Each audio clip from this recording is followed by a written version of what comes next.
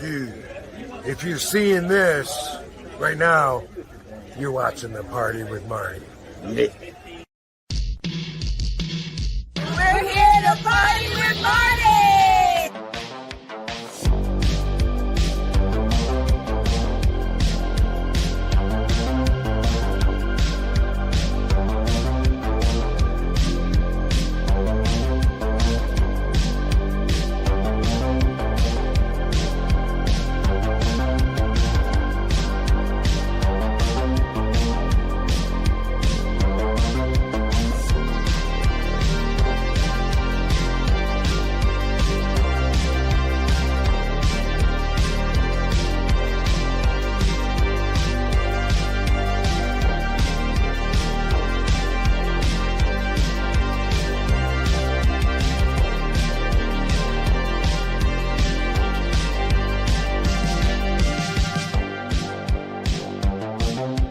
Really has, and let me start it by saying you look great.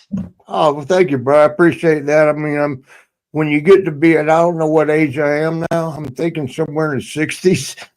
What are you really, Marty? I think 65. So I really try to forget it, but people remind me all the time, especially in the wrestling world. They're like, "Well, yeah, look, you're 65, man. What do you expect out of him?" But feeling good and doing good, and I ain't looking good. I think you look great. You look great, Well, but brother, look over your shoulder at that young man on that banner, brother. I know, man. I mean, that's a good looking boy. That's the poster thing we're taking to Vegas for WrestleCon. It's a great one. That's the but look how big it covered up the whole studio. It's just like huge.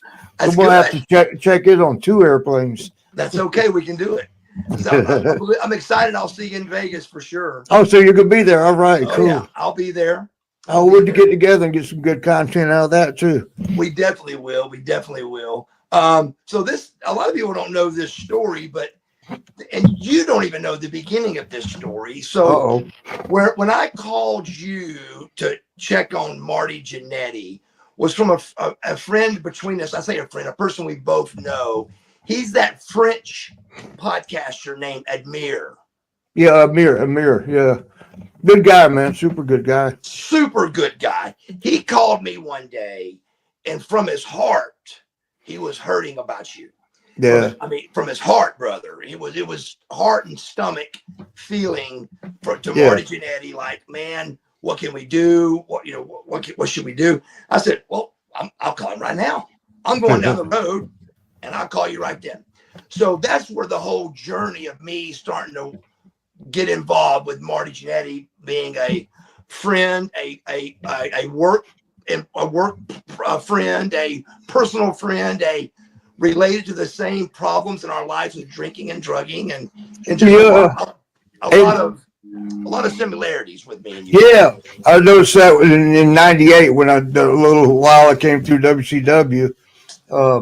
I saw you, and we're gonna keep it. Absolutely. Nothing was bad like that, but I mean, if I can mention cut it out. If this is bad, cut it out. Okay. But there was a thing, and it was with WWE at the time, WWF too. You wasn't supposed to fraternize with like the Nitro girls, or ours was with the Raw girls or something like that. And damn, that was the wrong thing to tell us. buddy, was it ever? It was off to the races. But I mean, Jake the Snake was the hardest one to keep up with on that, because he wouldn't miss. He was actually getting not just the War Girls or whatever they were called. Oh boy, it's a bad story. I'm gonna clean this up as good as I can. Thank you. He called me in my room. Back in them days we were partying. Oh yeah. And he called me, and I always knew. I hope he don't get mad about this because it's a known story, because I've told it a few times.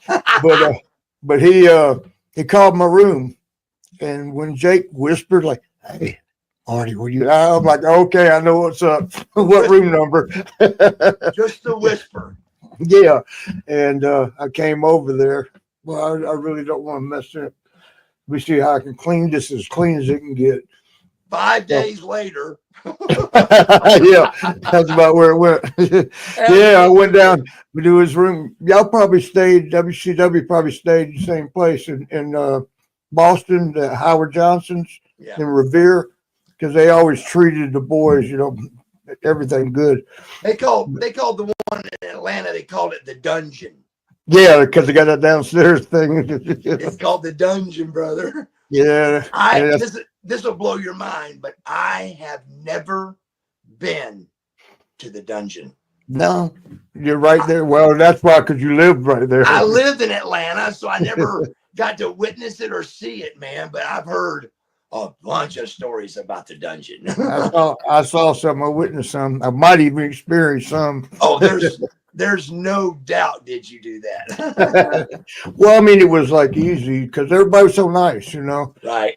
It's so much easier when people are nice. It is. It is a lot easier. So so the Admir guy was really. He sounded like he really was concerned. Hey, you saved me. You saved me just then. Got me out of that Jake story. Yeah, with the I snake like and the office girl. I was going to try to get you out of it. I was going to try to get you out of that. Thanks. All I had to hear was 5 days later. Yeah. Yeah, you already know. That tells it all. Yeah. So the Admir boy called me up, and it was like I said, his voice was crackling, and I said, "Well, I'll call him right now." And he goes, "What?" I go, "Give me his number." So I'd had a new cell phone, and when I started my journey of sobriety, it was 2.5 years ago, and they got rid of my phone and everything, so I really to clean everything off, so I started fresh with new stuff, and so I didn't have your number, so you gave me your number, and I called you up, and so that's when the journey started, and I'm still on fire for sobriety, but that's a year ago. I was like, flames were coming out of my head. And I thought you were good, man. I thought you were real good. I mean, you were helping me out. And so I was going to come get you and take you through the steps that I took. And it was literally, mine was overnight as well. That Dallas hit me, him and my niece. Oh, you did go through Dallas for yours? Well, Dallas is who did the intervention on me. Yeah. Okay. So like me calling you, Dallas I showed up at the house, and it was from that meeting, I went to Black Bear Recovery in North Georgia. And I was going to do the same thing with you. I checked with my girlfriend, Stacy, if we could do it. We said we can do it. So we got ready, and we were going to drive to Columbus, Georgia, where you lived, pick you up and take you to rehab. That's truthfully what was going to happen. And yeah, that was the plan. Before I called Dallas. Keep in mind, brother, Dallas did the impossible. A lot, yeah. Yeah, Jake wasn't. Did you see how he, like when you tried to get him to do like push-ups and stuff, the yoga thing? Poor Jake, man, gosh. It was a big deal. It was that straining thing that we know, like when you probably never let yourself go that far, but I've gotten there to where when I'm trying to start back working out and you're reaching and you're shaking, you ain't even done nothing. Yeah. No, brother. Those muscles had never been worked. It was the biggest transformation of all time. I think so too, yeah.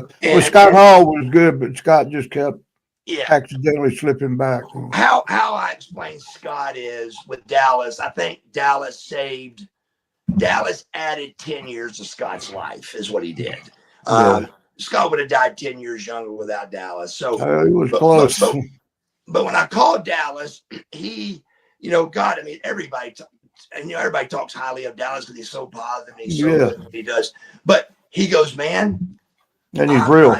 I'm not doing that no more. And I go, really? I'd actually heard that too. When you said it on your podcast, I had actually heard that he wasn't. But then, I don't know, about 5-7 years ago, maybe, I heard he was picking his spots, but he was still doing it. But then I heard like a couple years later, he's on to something else, right?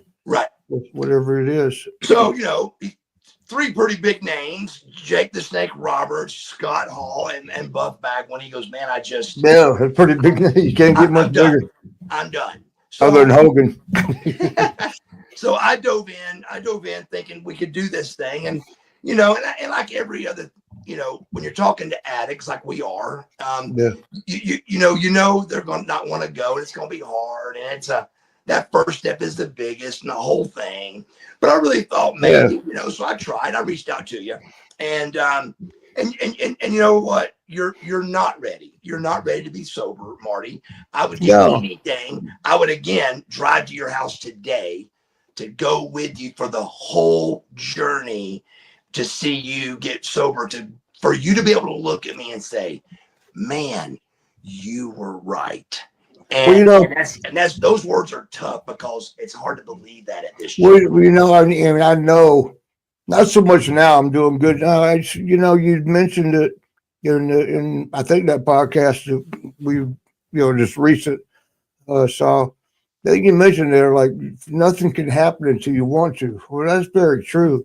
I mean, if you're saying I want to, but in the back you can't wait to get out and get a drink, that's not going to work.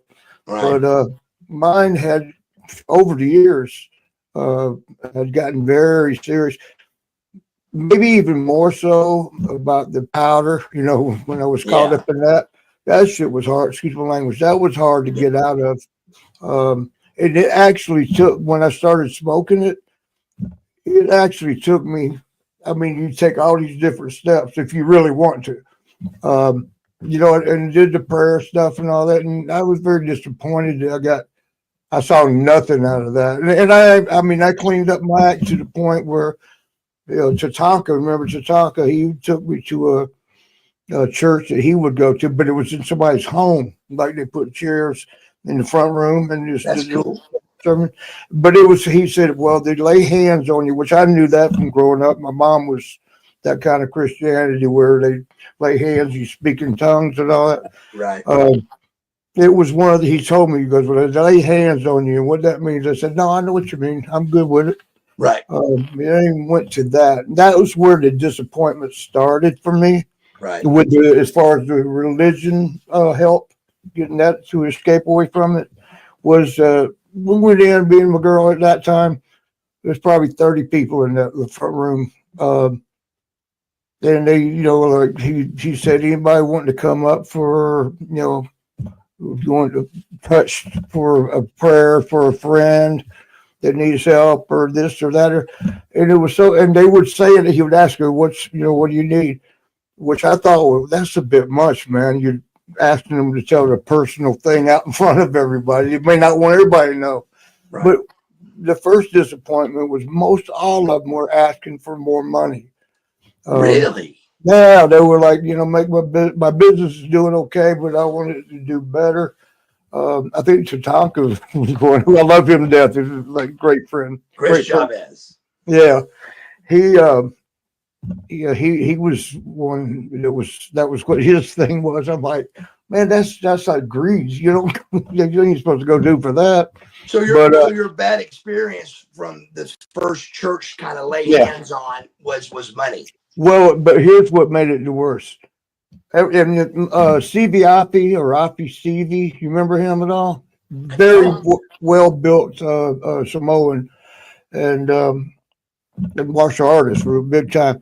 But he was, so he was into the chi energy, which you learn about in martial arts as you climb the ladder. He was like, Marty, let's go, I'll go with you and Tatanka. So we all like familied up and went, all of us together. And he tapped me because Chris was all, Tatanka was all into it.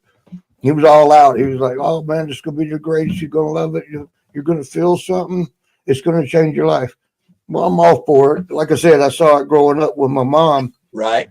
So it wasn't like I didn't know what he was talking about.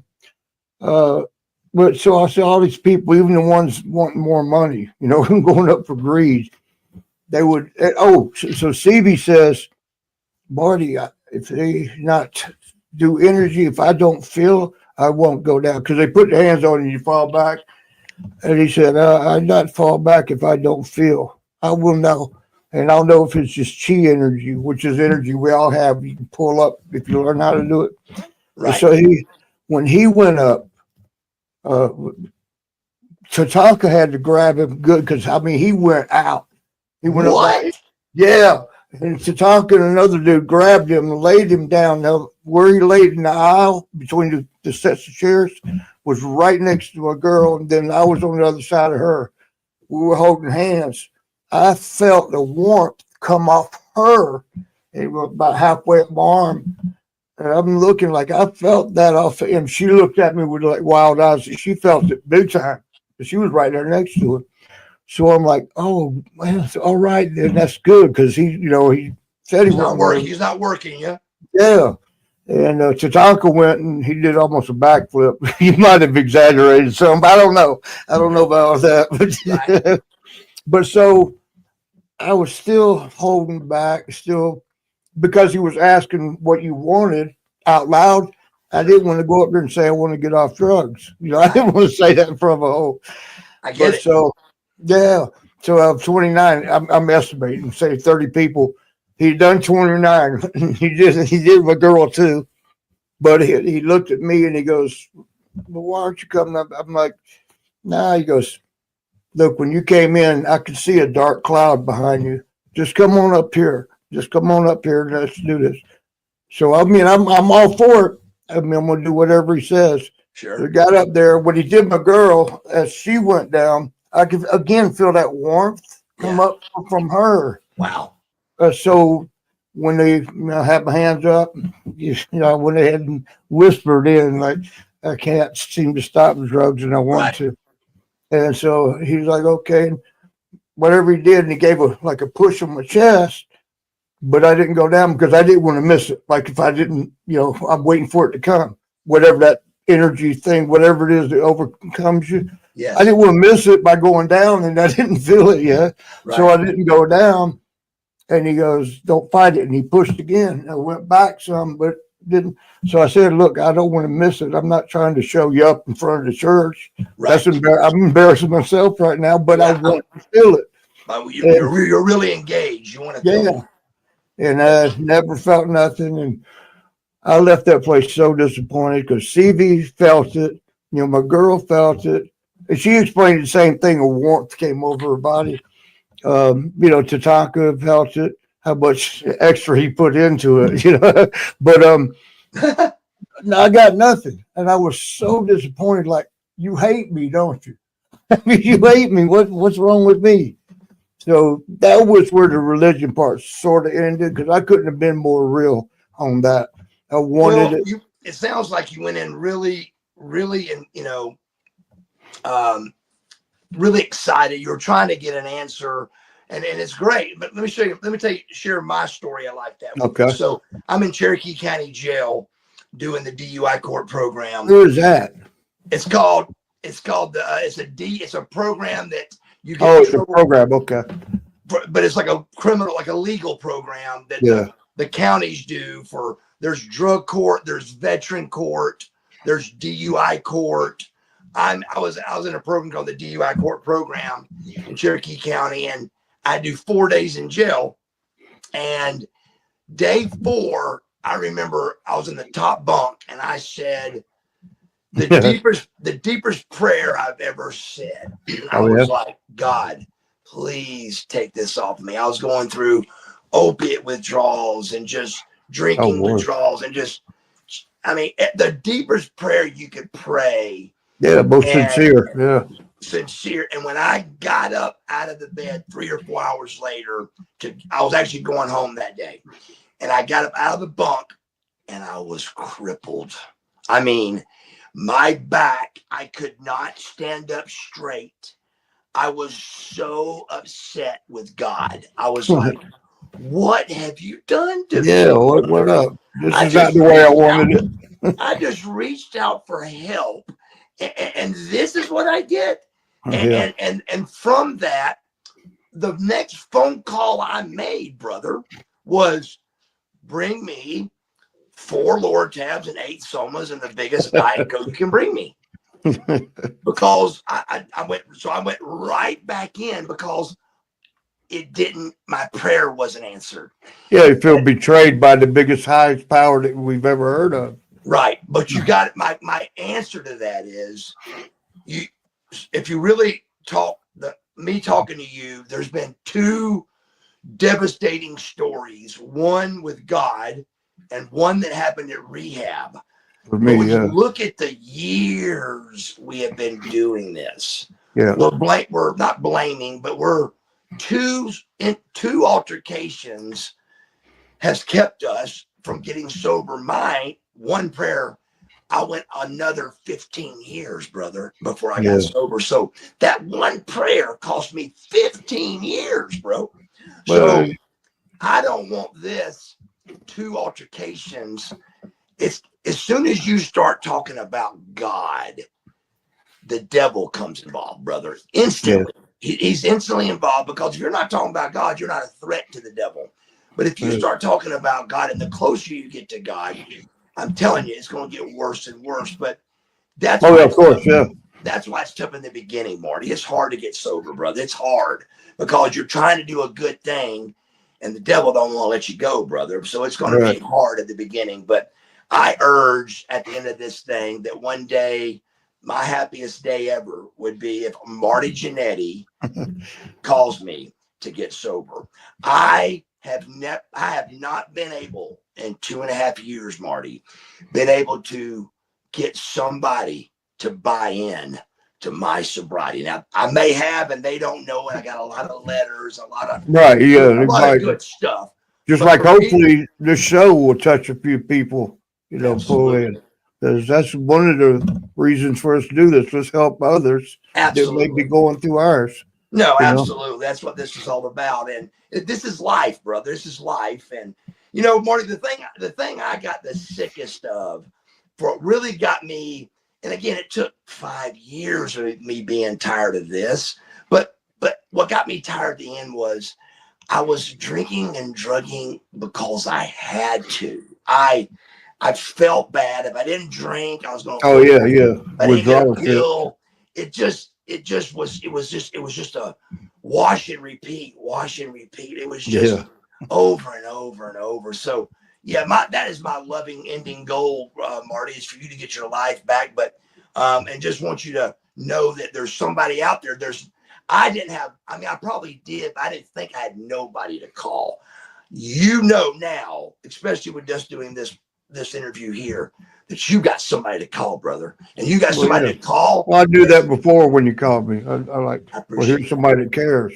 I appreciate that. So what now? The last time I talked to you, Marty, your ankles were real bad. Walk us through the ankle thing. I was just going to say that created a lot of problems too, as far as sobriety and all that. There's, still, this has been almost 4 or 5 years now. I have not had a match. Got in the ring, had a match. The last one was against Joey Janela, and we'd had a match in Orlando, WrestleMania weekend. I don't know, 5 years, 6, 7 years ago. And we had a hell of a match, man. And, I'm being 50 at that time, 59. And now they're hanging with a 25, 30-year-old he's doing pretty good, too. He's not just another guy that can darn drag. And we had a hell of a match. And a year later, up in Cleveland, my ankles were already starting to get shot out. The left one had collapsed. The right one was starting to collapse. And, so I couldn't, only a year went by, but I really couldn't bounce around as well like I did with him in Orlando. He wanted to do all the, flips and, jump off top and all that. And I'm like, brother, I don't know that my ankles will let me do that now. I'll give it a try at the beginning of the match. First, if it goes well, I'll let you know. If it don't, we got to knock off all the jumping off top rope flip stuff. Right. And he was like, so he wanted to have that repeat match, or close, have a good one like that, which I did too, of course. But it's just the first time, I think it was springboard off the top rope, from the outside, springboard in. Right. Oh my God, my ankle almost buckled under the rope. And I was like, bro, I ain't going to be able to do it. Yeah. And he was like, okay, don't worry. But then he would call the spot. It includes like some kind of flip. I'm like, and then you shoot you in, you got to go, right? I was like, oh my God. And you do the move? Yeah, I did it, but it hurt when I landed. And he even said on the interview, he goes, man, I saw that man go through so much suffering and pain, and he stood in there and went through it anyway. That I can do, thank him for doing that for me. For the business, though, man, for the business, right? Yeah. And for his own, satisfaction, like, yeah, I did good. I I look good. did it. I mean, yeah, I like Joey. I like him a lot, but I just was a little disappointed that night because I think that added to the ankles being all shot out. That was my last match with him. That was it. In ring, I walk out sometimes as a manager or extra or whatever you want to call it. Sure. Like with Dave Hero, who loves you to death, by the way. He's a great guy. One of the good ones out there. One of the good ones. I usually like to say that there's not a whole lot of good, promoters around. No. There's very few, and we recognize him right away. And he's one of the best. Yes, he is. Yeah, and he talked so good about you today. I told him what we was doing. And he's like, "Oh, I love him, man." He says he's known you forever, but he was like, he was one of the first guys to bring Marcus Bagwell off TV to the Indies, and he's a really, really super good guy. Yeah, he is. Hell, he gets me bookings. Don't have nothing to do with him. There's no kickback. I told him, get you some kickback if you can. Yeah, I just want this amount, whatever you make over that. Absolutely. And I told him one of the guys, I'm not going to mention Gary Damron's name, but I said, I don't know that he's used. I think he's still used to paying the 1990 prices. This is 2020 something, right? And he said, I'll see. I'll try to get you what you. I'd mentioned a number which was up from the old 500, the night days. And he came back and said, I got you almost twice that. That's what I was like, well, take your kickback, And he wouldn't. He didn't want. He said, no, I did that for you. So him and his son, Cal Hero, and Al Snow. And then when I'm together, we do the newest rockers. But I'm the manager. Yeah. Well, because I'm the oldest one of the group. Al's right in the middle, and then Cal's brand new. So it's like the newest rockers, and that's the dynamic of it. And his boy can work. Yeah. And I'll train him, so he's going to be good. And that's cool. Yeah. So Dave's always been good to me. I screwed up a handful of times, and he's still like hung in there with me. He's like, we're going to get you past this. Just keep going. You're doing better. He was seeing the improvements, rather than the screw up. Right. Well, that's better than last time. Well, that's better than last time. So, that's good. He was going with that, which is the best way to go, I believe. It is the best way to go. I know I went the other way. I was looking at all the screw ups, and that's not a good way to do it, Yeah, I mean, but it's just like us in sports. Whatever motivates us to train the hardest, to do the best we can do. Right. It's a similar thing. Some people, for getting cleaned up, they need tough love. They need that mean, like, nah, man, you suck, or whatever. And some people respond better to a pat on the back. Yeah. Everybody's different. You're exactly right. And that's part of coaching, even with the kids, when I do seminars and run a wrestling school. You got to find out what motivates them. I mean, everybody's not the same. And, no, they're not. Yeah. So, Marty, what's on your schedule for 2025? What does your 2025 look like? Well, I'm doing conventions. I mean, because I can still sit there and sign. Marty, I can hear it in your voice that bothers you a little bit, brother. Listen to me, brother. Let me tell you something real quick. You are Marty Jannetty, brother. That's a big deal, bro. And what you're saying, I have a hard time with me too, brother. Fans will come up and just want me to do a double bicep, Marty. Yeah. And I can't do it because this arm don't go up. Oh, really? I can't, so I can do toward the rotator up? It's like this bone on bone, whatever's wrong there. I need a complete shoulder replacement. That's what they want to do with me. This one is replaced. How's that doing though? Because that's what they want me to do with this one. Is a joint replacement, shoulder joint replacement. Yeah, I can't do a double bicep, bro. And they're like, well, and I ain't gonna say I can't do that. So I just do one and act like he didn't say double. Yeah. and then they want me to do my dance. And because of which my is my leg, favorite. I used to love that. and because of my leg, I can't. So I'm Oh, like, really? and that on that one, I got to go. I'm sorry, I can't do that. What if you 'Cause slow motioned it? What if you just walked out there? that's what I Remember do. that? Remember that kid that does the dance where behind and front? It's kind of similar. Yeah. But So so what if I you do the slow motion one for them, yeah, but then they'll go, no, no, no. I mean, like, and I'll go, yeah, I'll whisper, I go, I can't do that, yeah. So, but it's embarrassing. I can't do it. Well, it sucks. Yeah. It hurts I my mean, heart. And brother, from me not being able to do that, it's because of me having a car wreck under the influence. And so it's was my that fault. when the neck, or was that all the work? The neck thing? The neck was a shoot, but that It was, was another car wreck that I didn't really. I broke my neck in the car wreck, but it was just like right. a not operational car broken neck. I broke Okay. my neck twice, Damn. 15 years apart on the exact same day. Really? April 22nd, I'd be nervous when that day comes up. 1998. April 22nd, 1998 on live television. And then I wrecked a car in like 2013, or it was 15 years exactly. And it was like, who, you can't even make that story up, Hey, same day. But what? Yeah, no. the Go knee ahead. really bothered me because it crippled me for life. And so when I share my story, Marty, what I share is please try to get a hold of whatever addiction you've got before it cripples you. This, I knocked my teeth out and I fixed it. I broke my neck and I fixed it.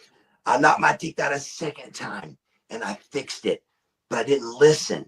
And finally, God made me go through something like this knee to get sober. And what my wish is to everybody listening is please get a hold of whatever's going on in your life before it's too late, before the rock bottom's too bottom. So I just don't want to see you with your ankles. It really bothered me because as good as I do, that doubled your addiction because you're in pain, you're hurting, and let's fix it. Yeah, and in Georgia, and I'm sure you know this, they passed so many laws now. It's so hard to get the pain medication, because of the abuse with it and everybody selling it on the streets and all that. Opioid addiction pandemic or whatever you want to call it.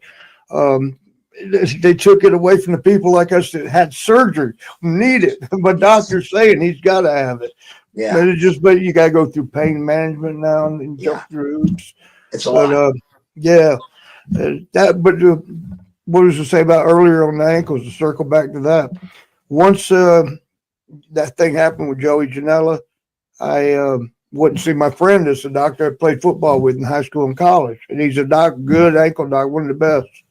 And he saw it right away. He was shaking his head. He goes, "I don't know how you walked in here without X-ray, and I can tell you got collapsed ankles because they would go inward. The feet would be over here, and the leg, and but so we took care of it. He at the time I didn't have insurance, and but he said, "Don't worry, you ain't got to pay me because we're buddies." He said, "But we got to pay the hospitals a separate charge." So that's where all my problems with WWE started because I went to them for it. They had that wellness program. I don't want to say Ann Russo's name, but she was a good friend. And, she was in charge of it at the time. And I called her and said, "Hey, look, they're putting everybody through rehab. Not put anybody's out there like that, but Jake had been through so many times, Scott Hall, Stunny, they've been through many, many, many times and they're coming back. I don't need all that. What I need is the ankles fixed." So I was going to try to get them just to pay for the hospital bill. Because the doctor, I told him, I said, my friend's got me. We ain't got to pay that part. So it would be next to nothing. And, y'all made enough on me last quarter, because you get the royalty checks. Right. And it break down and see what they could make.